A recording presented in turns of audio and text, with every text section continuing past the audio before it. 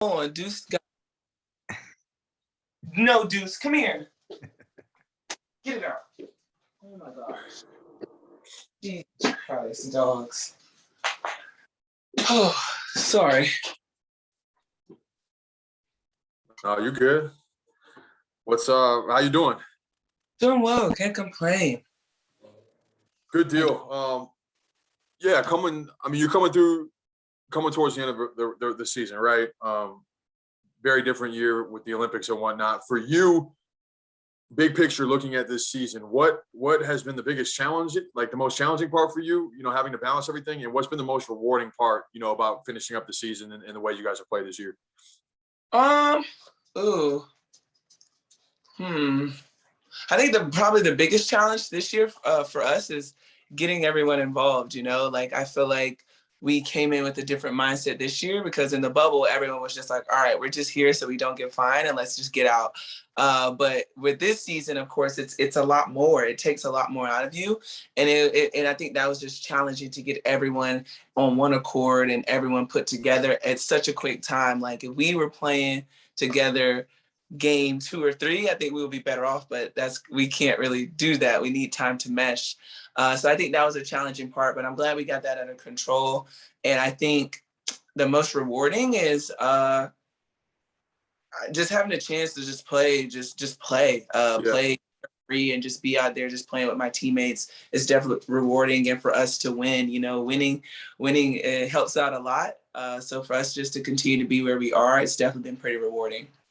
You've had players in and out of the lineup all year, right? And obviously this past week and these next couple of games coming forward, you might see some of that same thing. For you, being that you played in every game, right? Yeah, you played every game this year. Just what goes into making sure that, hey, whether everybody's there or not, making sure that you guys are able to play at a high level and adjusting and adapting on the fly, knowing that there are pieces in and out throughout the course of the year. Yeah, I mean, I think that's just the sign of just a professional athlete. You learn how to adjust and adapt very quickly. And for me, I just think if I can be consistent with my team, it takes a lot of pressure off of my teammates and it allows them to perform. And I didn't know I had that big of an impact, honestly, until I kind of had that I had to reflect on myself and my game. That when I went 1 for 14, I could never put my team in that situation ever again. So for me, that's when I kind of took it upon myself to just say, I have to just be consistent in what I do. And it's hard. It's hard to be consistent. It's hard to bring that energy out in the third quarter, but that's what I have to do. So I just kind of say to myself, I just got to be consistent for my team.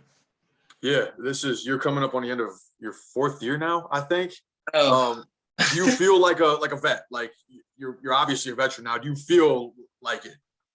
Yeah, I do. I think I'm slowly starting to kind of settle into the league. Your first couple of years, you're trying to figure it out and the league's trying to figure you out.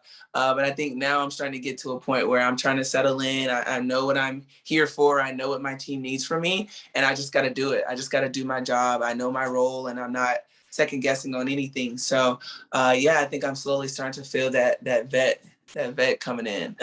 Yeah, for sure. With that in mind, Asia, what do you want to see out of your team the next 3 games as you conclude the regular season? It feels like the game the other night was as good as y'all have played all year. Like, how do you go about sustaining that kind of effort on both ends, that kind of ball movement, and making sure you guys are peaking at the right time as the playoffs get ready to start here?